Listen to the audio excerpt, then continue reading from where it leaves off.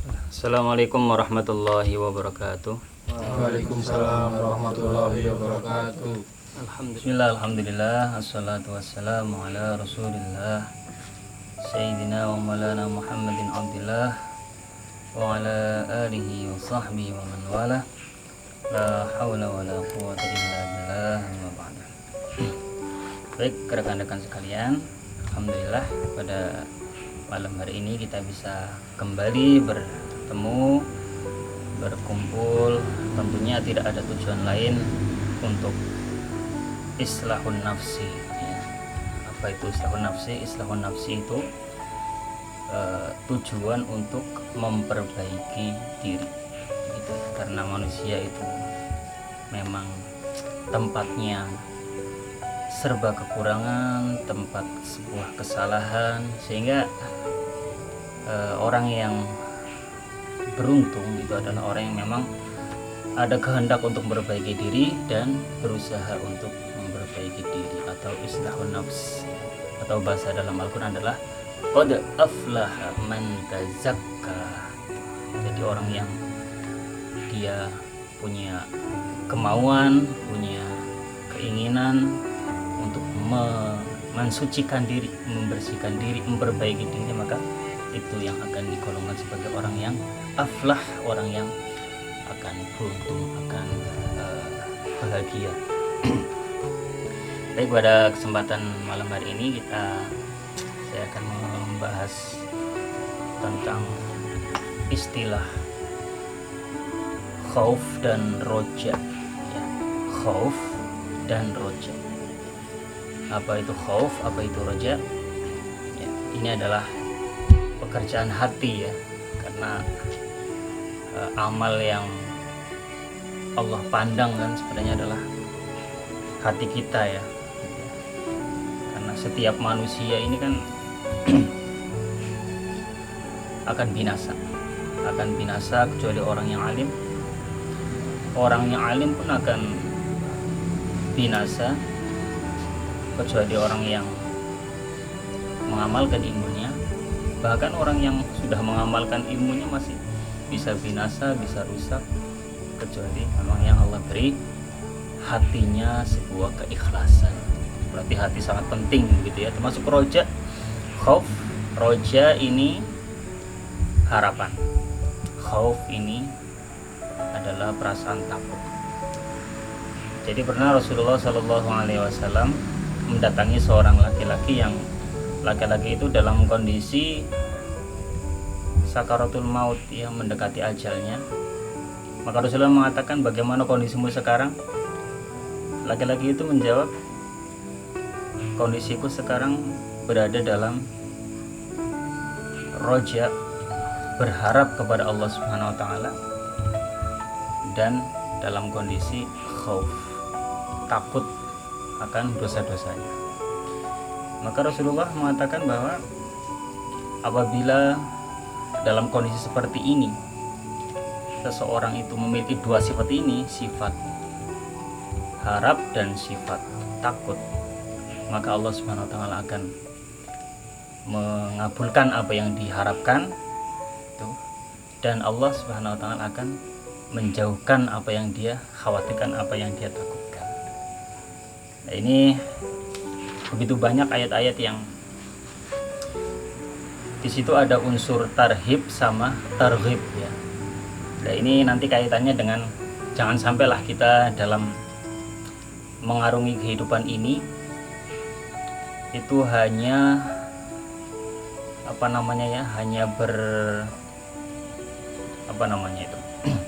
hanya berpegang kepada satu ayat, namun melalaikan ayat yang lain. Jangan sampai kita terlena hari-hari dalam maksiat, dalam dosa, kemudian kita berlindung dengan ayat yang mengatakan bahwa yang isinya adalah targhib ya, sebuah dorongan, sebuah motivasi, sebuah semangat. Misalnya Allah Maha Pengampun, Allah Maha Penyayang. Kita jangan sampai hanya mengamalkan ayat itu, karena Allah mengeluarkan ayat yang isinya targhib gitu ya, semacam motivasi, dorongan, sifat optimis. Tetapi di lain itu juga Allah Subhanahu wa taala menurunkan ayat tentang tarhib, tentang sebuah ancaman. Contohnya ini dalam surat Ibrahim, nabbi ibadi anni anal ghafurur rahim wa anna adzabi huwal adzabul alim. Ini dua ayat yang jangan dianu ini nyambung, jangan dipisah. Pertama, Allah mengeluarkan ayat tentang tarhib. Kita diberi sifat optimis, rasa semangat, diberi kabar gembira bahwa Nabi, kabarkanlah kepada hambaku bahwa sungguhnya aku, Allah, itu Ghafurur Rahim. Allah Maha Pengampun, Allah Maha Penyayang, Allah mengampuni dosa model apa saja Allah ampuni. Nah ini kan tarhib ya, dorongan, motivasi, semangat, sifat optimis gitu. Nah tetapi kita jangan terlena di sini saja gitu. Jangan terbuai di sini saja karena ini satu paket. Selanjutnya adalah isinya tarhib. Tarhib itu baru kita diberi peringatan, ancaman bahwa sesungguhnya wa anna adzabi huwal adzabul alim. Di samping Allah Maha Pengampun, ampunan Allah luas, rahmat Allah luas, ditambah apa? Dibarengi dengan ayat yang disusul dengan ayat bahwa sesungguhnya azabku ini adalah azab yang sangat pedih. Sehingga satu sisi orang berjalan dengan sifat optimis, satu sisi juga dia akan berjalan dengan rasa khawatir, rasa takut. Jangan sampai dosanya itu tidak diampuni. Khawatir dosanya tidak diampuni. Jadi dua-duanya ini berjalan. Kenapa demikian? Ini dan ayat-ayat yang semisal banyak ya. Misalnya dalam ayat lain, wa inna rabbaka lasari'ul iqabi wa innahu laghafurur rahim. Allah sangat cepat hisabnya sangat cepat, sangat keras.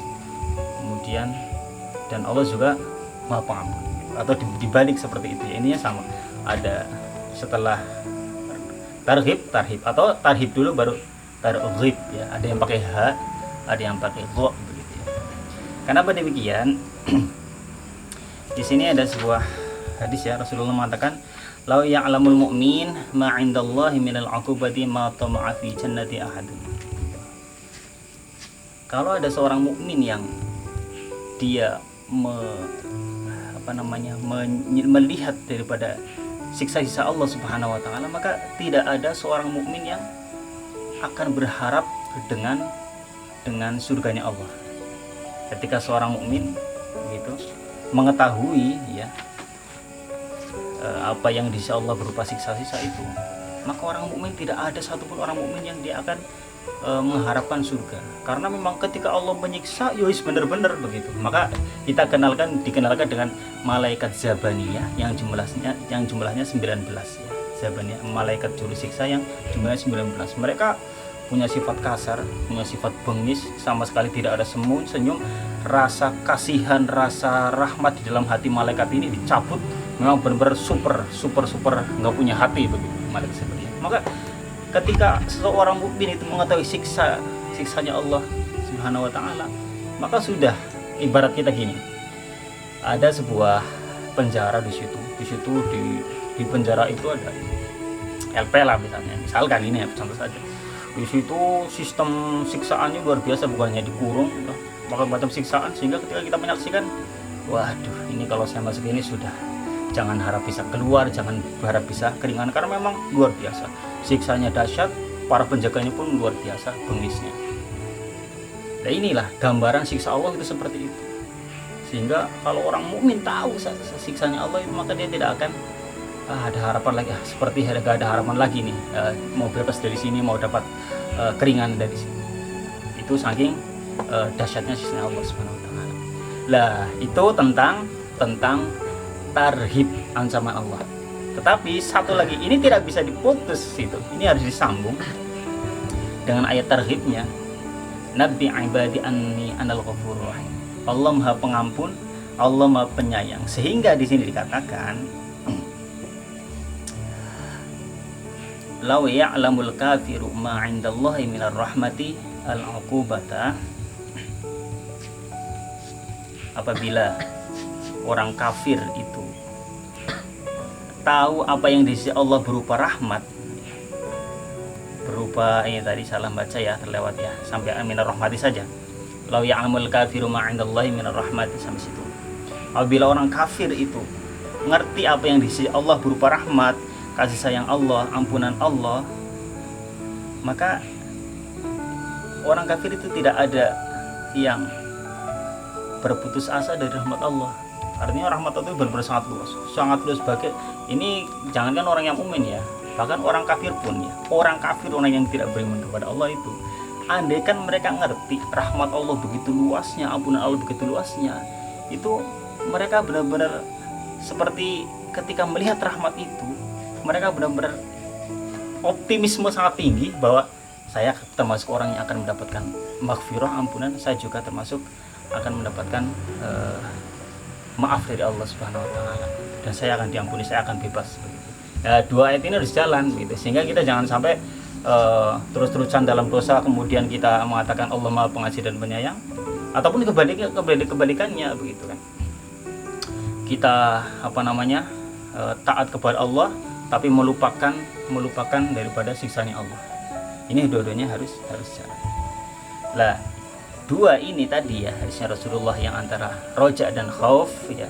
Roja itu harapan akan rahmat Allah, khauf itu takut akan dosa-dosa. Ini kalau dua ini ada ketika orang sakaratul maut, maka Allah akan penuhi, akan kabulkan daripada harapannya, dan Allah akan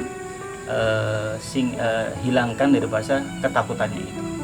Ketakutannya adalah dosanya tidak diampuni, maka Allah akan ampuni. Akan tetapi itu sifat untuk mengetahui bahwa dalam diri kita itu ada sifat khauf apa tidak, ada rasa takut akan dosa-dosa, yang mana khauf itu sangat penting kita miliki ketika ketika kita menjalani kehidupan ini, dan terutama ketika sakaratul maut. Nah, ini ada tanda-tandanya ya, dalam diri kita itu ada khauf apa tidak, ini ada tanda-tandanya. Di sini dikatakan ada 8 alamatul khauf tatabayyanu fi samanati asya, ada 8. Ingat-ingat ya, ini untuk muhasabatun nafsi, untuk mengoreksi diri kita, dalam diri kita ada apa tidak ini. Karena ini penting, ini bekal ya, bekal tadi sebagaimana kisah seorang pemuda yang hendak meninggal dunia, kemudian ditanya oleh Rasulullah, bagaimana kondisimu? Dia punya sifat roja dan khauf, dan inilah yang akan menyelamatkan. Ini khauf, ini ada tandanya. Yang pertama adalah antatabayyana fi lisanihi fa yamna'u lisanahu minal kadzi wal ghibati wa kalamul fuduli wa yaj'alu lisanahu mazhuran bi dzikrillahi wa tilawatil Qur'an wa mudzakaratil ilmi. Ya. Yang pertama adalah tanda kita punya sifat khauf, rasa takut, adalah satu, lisan kita lihat, lisan kita cek betul-betul. Orang yang punya sifat khauf ini, maka lisannya itu akan ditahan sebisa mungkin untuk satu, tidak dusta. Dusta ini adalah mengatakan sesuatu yang tidak hak, tidak sesuai dengan kenyataan ataupun realita. Itu satu. Kemudian dia juga menjaga diri lisannya dari ghibah. Ini yang kemarin kita bahas, membicarakan keburukan, aib orang lain yang sekira kita bicarakan maka orang itu tidak senang, akan benci. Ini pun dihindarkan sebisa mungkin. Ini sifat orang yang punya sifat khauf. Kemudian satu lagi, kalamul fudul. Kalamul fudul itu kata-kata yang sebenarnya sudah berlebihan, kata-kata yang sebenarnya tidak perlu diucapkan kemudian diucapkan. Ini biasanya kita terjebak di dalam gurauan yang sudah tidak perlu gitu, sampai sebetulnya nggak perlu diucapkan jadi ucapkan gitu. Memang kadang tidak semua gurauan itu kemudian menjadi dosa gitu. Apa dulu gurauannya, tapi sebenarnya kadang banyaklah gurauan yang sebenarnya tidak perlu kemudian diucapkan. Nah, ini orang yang punya sifat khauf ini, dia meninggalkan itu, meskipun misalkan itu norma-norma saja, tidak dosa itu. Kemudian dia menjadikan lisannya itu selalu mazghul, selalu sibuk dengan berzikir kepada Allah Subhanahu wa taala. Dan juga tilawatul Quran. Nah, ini untuk muhasabatun nafsi kita, untuk koreksi diri kita untuk senantiasa membiasakan tilawatul Al-Quran. Dan satu lagi, wa mudzakaratul ilmi. Lisan kita biasakan untuk mudzakarah, untuk membincangkan masalah ilmu. Nah, sepertinya ini kita sudah melangkah ke sini ya. Kita setiap seminggu sekali berkumpul, yang kita bincangkan kan masalah ilmu. Ini sudah mungkin dari segi tilawah, mungkin teman-teman yang mungkin ada yang sudah, ada yang belum. Dan ini kita perlu latihan nanti selepas dari sini, karena ini adalah ciri-ciri orang yang punya sifat khauf, yang mana sifat khauf itu penting sekali kita miliki ketika ajal menjemput. Ciri yang kedua adalah itu lisan tadi yang pertama. Kemudian yang kedua, ay khauf fi amri batnihi fala yadkhulu batnahu illa halalan qalilan. Yang kedua adalah perut kita kontrol, kita cek jangan sampai ada makanan, sesuatu yang tidak halal masuk ke dalam diri kita.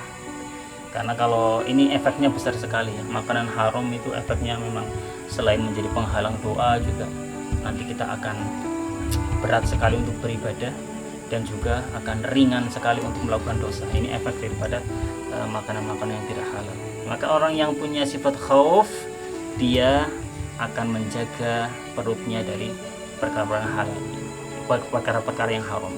Dia memakan yang halal dan qalil, secukupnya, tidak banyak-banyak. Wa ya'kulu minal halal miqdaru hajatihi. Yang halal pun makannya itu enggak jor-joran begitu. Ya sekedar hajatnya yang dia makan, kira-kira cukup untuk sanggup ibadah begitu saja. Yang enggak sampai berlebihan, foya-foya. Dua seperti itu. Yang ketiga, wasalis ayakhafa fi amri basarihi fala yanzuru ilal haram.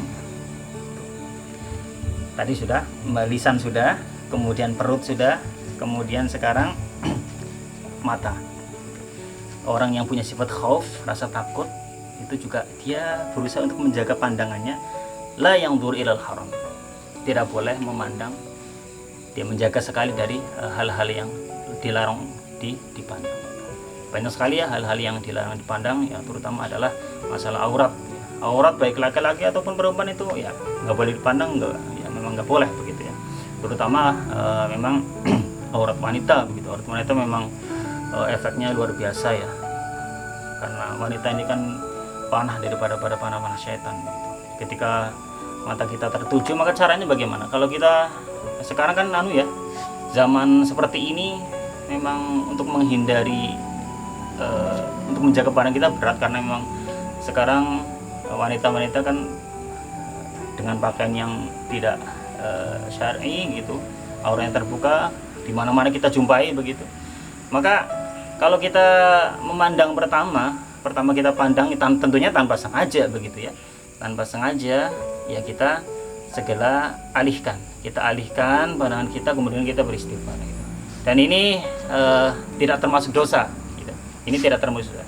Tapi apabila kita pandang pertama, kemudian yang kedua mandan lumayan kayak misalnya, lah ini yang nanti menjadi masuk kategori dosa. Kalau pandangan pertama emang ya namanya ini ya sesuatu yang tidak disengaja. Itu juga pengaruh ke hati luar biasa lah ya. Seseorang itu akan merasakan nikmatnya beribadah, nikmatnya sholat, nikmatnya membaca Al-Quran, nikmatnya zikir ketika dia mampu menjaga pandangannya. Kalau dia tidak menjaga pandangannya, maka ya ini akan pengaruh di hati ya. Kenikmatan kan ada di hati ini, karena ini adalah amaliyat ruhaniyat ya, amalan ruh itu yang bisa merasakan nikmat dan ruh. Ini kalau ruh kita, hati kita dikotori dengan seperti itu, maka menjadi tidak nikmat itu ibadah. Yang pada dasarnya sebenarnya ibadah adalah sesuatu yang sangat nikmat. Maka kita orang yang punya khauf, as-khauf itu dihindari betul-betul itu. Wala ila dunya bi'ainir ruhbah wa innam yakunu nadharahu ala wajhil ibrah. Kalau dia ini masih masalah pandangan, dia tidak memandang dunia dengan sifat ruhbah itu cinta. Ketika dia melihat keduniaan itu, dia memandangnya bukan karena kecintaan gitu. Jadi bukan dari pandangan kecintaan, tetapi lebih kepada pandangan ibrah. Ada pandangan ruhbah, kecintaan, ada pandangan ibrah. Ruhbah ya berarti kita kalau melihat kemewahan dunia ini, rasa cinta menggebu-gebu, ingin sekali menggapainya gitu. Pokoknya saya harus dapat dengan segala macam cara. Ini timbul dari sebuah kecintaan. Tetapi orang yang punya sifat khauf itu memandang dunia itu sebagai ibrah saja, sebagai pelajaran. Contoh misalkan, ini contoh saja. Misalnya kita melihat bangunan yang begitu super megah, super mewah, super wah begitu. Bagaimana pandangan ibroh kita? Kita memandang dunia dengan ibroh ya misalnya. Lah ini bangunan ini yang dia hanya terbuat dari tanah gitu. Bangunan ini yang terbuat dari tanah, yang mana unsur tanah ini sebenarnya kotor begitu, kalau terkena baju kita pun kita akan kita bersihkan gitu. Ini saja dengan bahan dasar tanah yang kotor aja bisa indah seperti ini, bagaimana dengan bangunan surga yang terbuat dari intan, permata, zabarjat, yakut dan lain-lain. Bagaimana indahnya. Ini salah satu contoh bagaimana memandang dunia itu hanya sebagai ibroh. Yang dunia sudah seperti ini, bagaimana dengan yang lain. Dan begitu kita melihat pemandangan keduniaan yang lain pun seperti itu, memandang dari kacamata ibroh, pelajaran, bukan dari rohbah, sebuah kecintaan yang menjadikan orang itu gelap ya. Sampai kepada nomor tadi 3 ya, berarti 3 ya, sekarang 4 ya. Warabi ayyakhafa fi amri yadihi falayamuddu yadahu ilal haram wa innama yamudduha ila ma fihi ta'ah.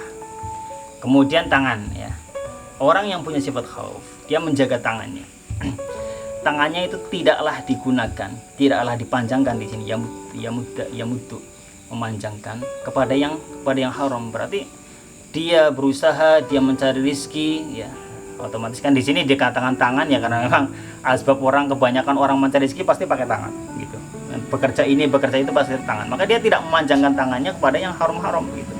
Tetapi dia menggunakan tangannya untuk bekerja itu untuk yang halal-halal. Untuk yang halal. Yang kepada yang halal, dan di situ digunakan untuk suatu ketaatan. Ini yang keempat.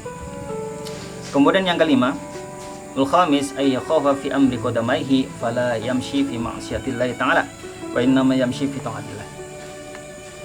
Yang kelima, sifat khauf yang kelima, kaki ya, qadamaihi itu kedua kaki. Dia tidak melangkahkan kedua kakinya untuk maksiat kepada Allah Subhanahu wa taala, tapi langkah kakinya berjalan menuju ketaatan kepada Allah. Jalan ke pengajian, jalan ke masjid, jalan untuk silaturahim. Itu seperti itu. Jadi jangan sampai ya kita berusaha ya dari sekarang ya, untuk kalau memang masih berat kita berlatih sedikit demi sedikit gitu. Kalau memang kita sudah mampu, kita tinggalkan semua. Langkah kaki kita itu jangan sampai berjalan kepada hal yang maksiat. Berjalan untuk apa ya? Contohnya maksiat ya. Ya banyak sekali nanti. Berjalan untuk memberi ciu, berjalan untuk ke tempat judi, berjalan untuk mengambil barang orang lain, masih banyak sekali. Itu khauf itu seperti itu. Kemudian yang keenam, wasadis ayakhafa fi amri qalbihi fayakhruju minhu al-adawah wal baghdha wa hasadul ikhwan wa yadkhulu fihi nasihah wa syafaqatul muslimin. Kemudian masuk ke hatinya. Ini yang keenam, ini ke hati.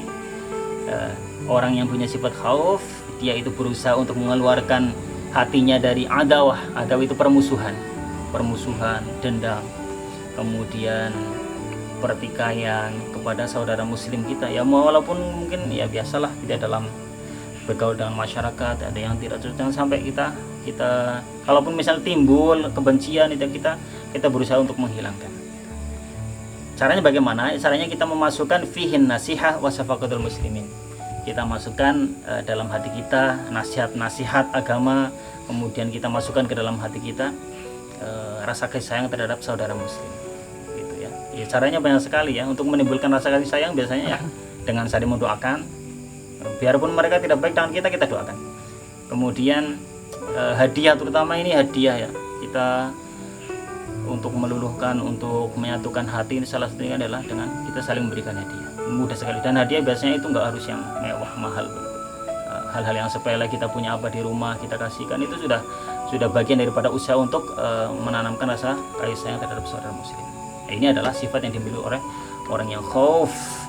Yang ketujuh, ayyakuna khaifan fi amri ta'atihi fayaj'alu ta'atahu khalisatan liwajhillahi ta'ala. Ini yang seperti saya tadi katakan gitu, bahwa sungguhnya manusia itu masih bisa binasa kecuali orang yang berilmu. Orang yang berilmu pun masih bisa rusak binasa kecuali orang yang dia mengamalkan ilmunya. Orang yang sudah mengamalkan ilmunya itu masih bisa celaka kecuali dia orang yang ikhlas. Maka ketaatan yang sudah kita bangun, amal-amal soleh yang sudah kita bangun, jangan sampai dirusakkan karena riya, jangan sampai dirusak karena sifat munafik gitu. Makanya kita berusaha untuk memasukkan sifat ikhlas dalam diri kita ya, semata-mata karena Allah. Dan yang terakhir 8, khafa fi amri sam'ihi fala yasma'u ilal haq gitu. Jadi 8 adalah rasa khawatir, rasa takut tentang pendengarannya. Dia tidak mendengarkan kecuali yang hak saja, termasuk yang sering kita bahas ketika ada majelis ghibah, ada majelis pembicaraan keburukan orang lain ya. Kita caranya ya, pertama ya memang kita apabila ada kemampuan kita menghentikannya dengan saling mengingatkan saudara kita. Kalau memang belum ada kemampuan itu ya memang kita menghindar daripada pembicaraan tersebut, menjaga telinga kita kecuali dari hal-hal yang hak saja, hal-hal yang benar, pendengaran agama, pendengaran tausiah, nasihat-nasihat, perkataan-perkataan yang jujur.